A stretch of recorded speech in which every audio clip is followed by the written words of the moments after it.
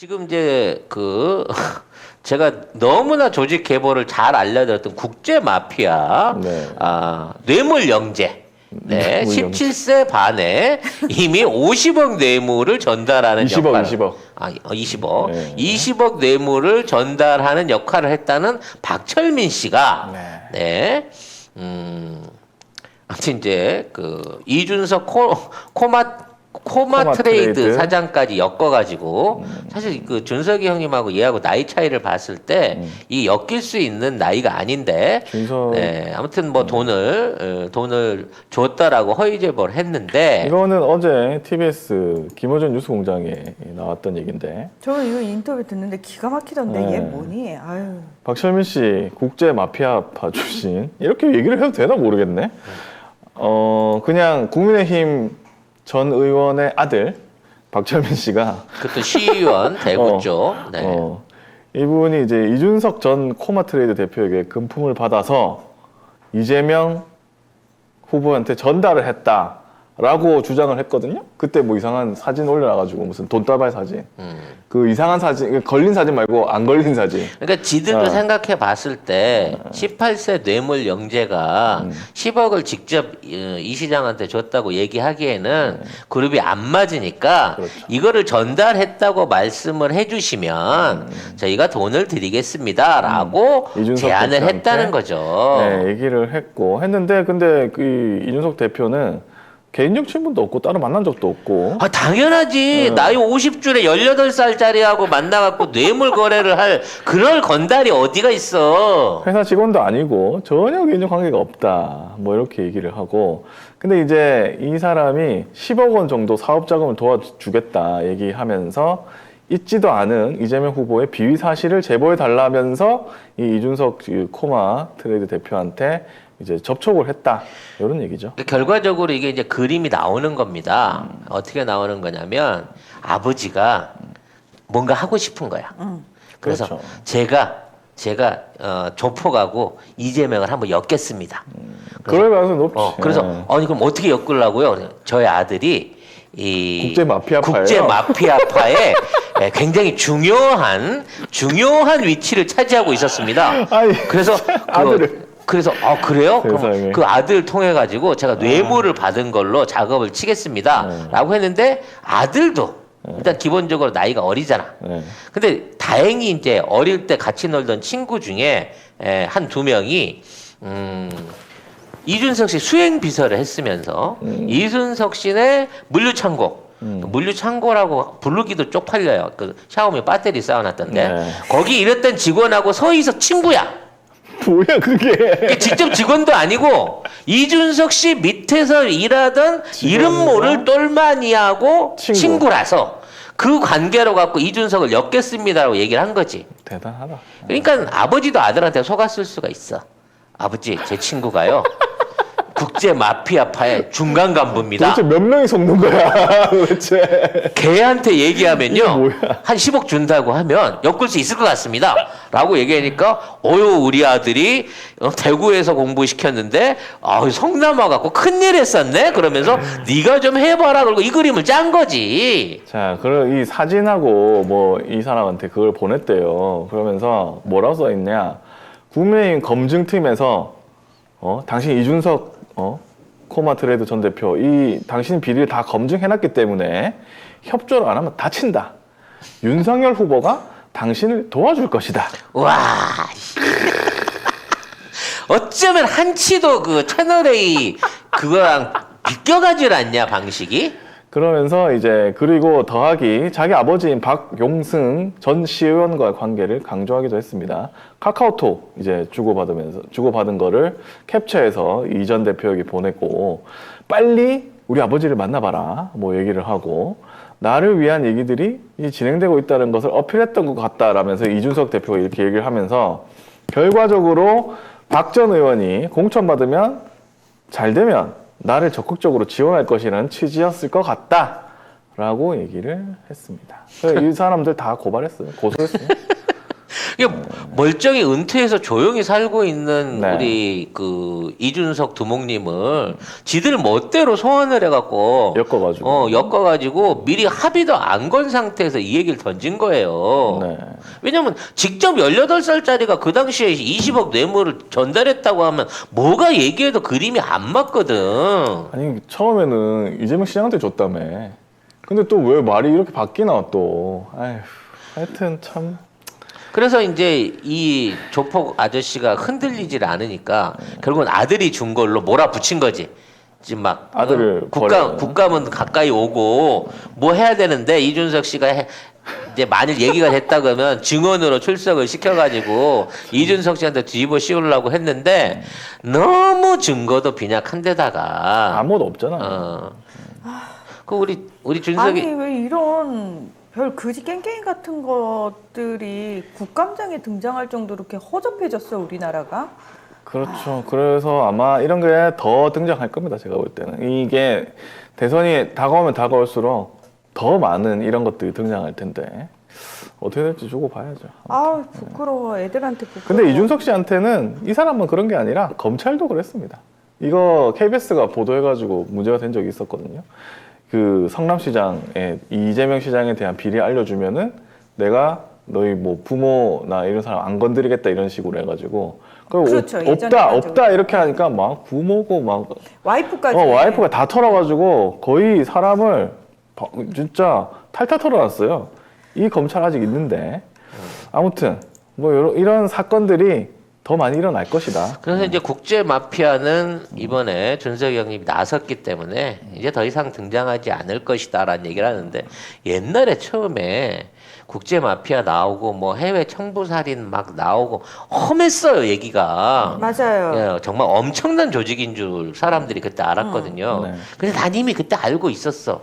그 조직이 뭐 알고 있는 게 되게 많네. 아니 그게 아니 그 샤오미 때문에 가셨든. 그러니까 나는 그 이전부터 알고 있었단 말이야. 네. 그러니까 거기가 PJ 같은 이게 광주에서 올라온 거대 조직파가 아니고요.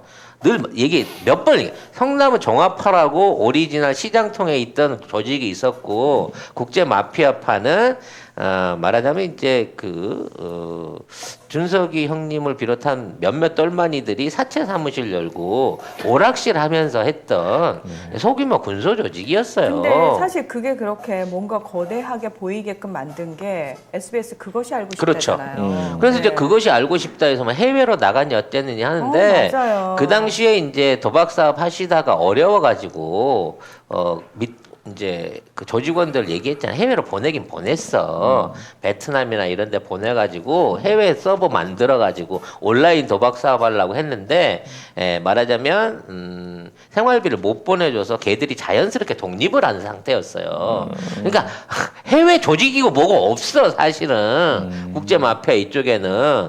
그 이분들 샤오미 하다가 잠깐 반짝하다가 샤오미에서 대리점을 안 줘가지고 나중에 이제 결국은 밀수밖에 할 수 없는 상황이 되는 바람에 결과적으로 그 사업을 접으시고 낙향하셨거든요. 물론 중간에 이제 종합파한테 많이 그 두들겨 맞아갖고 덕배빠한테 두들겨 맞아갖고 내려가셨다는 말도 있고 한데 내가 그건 사생활이니까 그것까지 밝히고 싶진 않고. 너무 TMI예요. 그런가? 왜 이렇게 많이 하세요? 아무튼 국제 마피아가 여러분이 생각하는 그런 조직이 아니라고요. 네, 그냥 어쨌든. 그 동네에 사채하는 청년들 모임 비슷한 거였어. 그러니까 거기서 10억, 20억이라는 뇌물이 나올 수가 없어. 총 사업 자금이 그게 안 돼. 그리고 그 돈이 있다 손치더라도 그만한 뇌물을 주고 벌릴 만한 사업을 할 규모가 아니었다고. 네. 근데 뭐 이런 거 얘기를 하면은 사실 언론들이 박철민이라고 얘기해야 되겠습니까? 아니면은 저쪽 당 이름을 얘기해야 되겠습니까? 만약에 민주당이 이런 거 걸렸다고 생각해 보세요. 민주당이 그러면- 조작했다고 하겠지. 그럼 바로 후보 이름 나오고 당 이름 나와가지고 따옴표 딱 따가지고 무조건 포털 상단에 걸리면 돼. 이거 근데 포털 상단에 지금은 없어요? 박철민이 주범이야. 박철민만 있어? 네.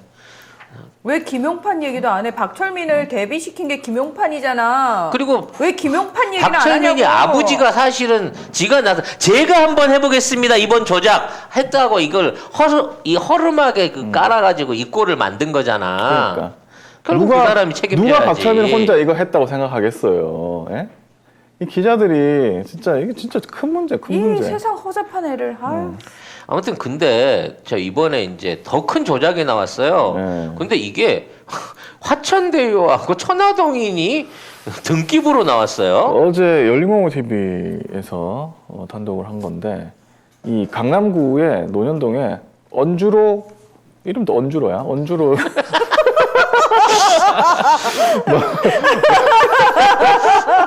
어제 보다가 너무 웃겨가지고. 윤석열 캠프 아닌데. 아, 그러니까 네. 홍준표 캠프 이현주는 아무튼 언주로 140길에 건물이 있습니다. 근데 약간 버려진 건물인데 여기에 보니까 이 국민의힘 관련된 이 공보물이 14개가 도착을 해 있습니다. 근데 여기가 한 7, 8년은 사용 안 한 건물이에요. 그래서 위에 가보면은 뭐 없어. 그래서 사람들 옷 입고 있는데 그리고 그 밑에는 상가고 상가 다 비어져 있고 2층까지 있는데 2층은 뭐 201호, 202호가 있는데 거기 다 비어졌어요. 다 비우고 뭐 폐허 같은 그런 건물인데 그래 쓰이지 않는 건물인데 이런 공보물이 왔는데 14개가 왔는데 여기 다 사람 이름이 있는 겁니다. 그래가지고 이거는 유령당원 아닌가? 그러니까 이 건물에 사람이 7, 8년이 없었는데 이거를 당원을 다 가입을 하면서 여기 주소를 써놨던 것. 근데 문제는 네. 이 건물에 사업자 이름이 화천대유로 있다가 천화동인으로 바뀌었다는 거예요. 네, 이게 과연 이게 우연일까요? 그리고 이 사람들을 찾아갔더니 그 윤석열 윤 씨 그 파평윤 씨인가 화평윤 씨인가? 파평윤 씨의 무슨 파가 있는데 그 큰 파가 또 같은 윤 씨더라고. 친척이야? 예, 모르겠어요. 친척인지 아닌지도 모르겠는데 아무튼 같은 뭐 윤 씨더라고요. 그러면서 막 이렇게 되게 화를 내면서 내가 왜 대답해야 되냐? 국민의힘 당원인지 내가 왜 대답해야 되냐?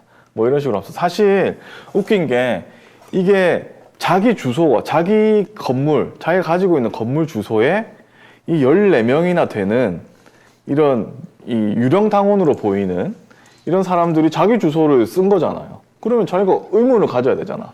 그렇지. 근데 의문을 안 가져? 오히려 열린공원 TV 보고 나가라 그래. 내가 왜 대답해야 되냐고. 내 자유다고. 이러면서 막 화를 내요. 그놈의 자유 되게 더럽게 좋아하네. 아니 이게 논현동이면 못해도 평당 3,000원 할 텐데 네. 그런 데다가 몇 년씩 비어나. 비워놓는 것도 참 배짱이기도 하지만 누구 건물이에요? 왜 빈 건물 이름이 기분 나쁘게 2009년에는 화천대유였고 그렇죠. 천화동이다. 나중에 천화동인으로 바뀌냐는 거지. 화천대유로만 해서 찜찜한데 천화동인으로 한 번 또 바뀌었네? 어우. 여기가 원조네? 대장동보다 먼저 썼네 이름을? 그렇죠. 여기 먼저 썼어요. 이게 없어지고 난 다음에 그 다음에 화천대유하고 천화동이. 그 3년 있다가 이제 3, 4년 있다가 화천대유와 천화동이 생기는 거잖아요. 평당 8천만 원이요. 8천이래요? 우와. 그걸 빈 건물로 놀렸다고? 6년을? 그리고 뭐 이 건물 집 건물주 숨어있는 건물주가 수상하다. 그러니까 누구 거야? 나 누구 그거 걸까? 너무 궁금하다. 정부 언니일 것 같은데. 일단 기본적으로 건물 관리자는 윤 씨였다는 점이 중요한 거죠. 그렇죠. 네, 윤 씨. 재산이 2억밖에 없다더니 돈을 술 먹고 다 룸사롱에서 썼다더니 네 거짓말하지 마. 거짓말하지 마. 자기 돈으로 술 안 먹어놓고 거짓말하지 마. 맞아 씨 이렇게 빼돌린 법인카드 이 깡친 돈을 논현동에 건물을 사서 화천대유라고 짓지 않았을까? 라는 쓸데없는 상상까지 하여튼 해봅니다. 하여튼 아유, 희한한 정말 쓸데없으셔. 워낙 이쪽 지역에는 네. 우연이 많이 이상한 일이 일어나니까 너무 많이 일어나죠. 그 우연의 절정이 YTN 돌발 영상으로 나왔습니다. 아 근데 잠깐만 요거 한 번 더. 선거 기간 동안에 지금 이거 그래가지고 국민의힘에다가 이 열린공원 TV를 제보를 합니다. 근데 떨떠름해요.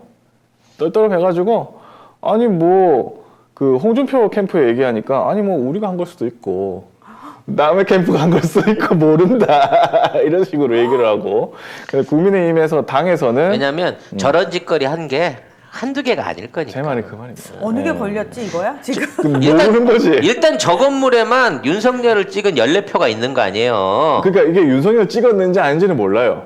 근데 14표가 이 건물에 폐 건물에 있다는 거지. 그게 그러니까 사실은 말이 안 된다는 그런 거예요. 식으로 당원들이 얼마나 유령 당원이 많았을지가 보이는 건데. 그리고 유령 당원이 뭐냐? 이게 윤석열이 들고 오고 나서 바로 당 규가 바뀝니다. 그래가지고 9월 30일까지 입당해서 당비를 10월 초에 납부하신 분들은 책임 당원이 되고 선거에 참여할 수 있게 됐습니다. 그 전에는 3개월간 당비를 냈어야 민주당 돼요. 6개월인 걸로 알고 있는데. 근데 당비 이번에 내고. 이거는 국민의힘은 윤석열 들어오자마자 당규를 바뀌어가지고 한 달만 내도 이 책임 당원이 될 이미 수 그 있게. 당규를 바꿀 때 예. 계산이 있었네. 그래서 당심에서 굴러 들어온 돌 윤석열이 홍준표를 밀어낼 수 있었던 거네. 뭐 그런 상상을 할 수 있죠. 저희가. 네. 네.